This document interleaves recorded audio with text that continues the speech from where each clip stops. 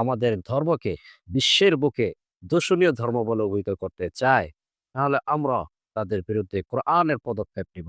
আল্লাহ সুবহানাহু ওয়া তাআলা পবিত্র কোরআন ইরশাদ করেন, ওয়াইন নাকাসু আইমানাহুম মিন বা'দি আহদিহিম ওয়া তাআনু ফি দীনিকুম ফাকাতিলু আইমাতাল কুফর।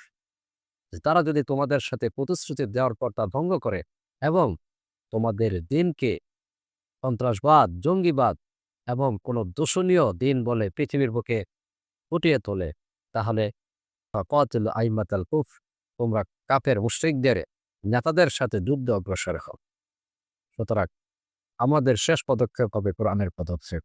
আশা করি সাধারণ হিন্দু এবং অন্যান্য ধর্মের মানুষ এবং আমরা ইসকন নামক সন্ত্রাসবাদ, জঙ্গিবাদ সংগঠন থেকে নিজেদেরকে বাঁচিয়ে রাখবো এবং এই সংগঠনকে যে করে হোক নিষিদ্ধ ঘোষণা করতে হবে।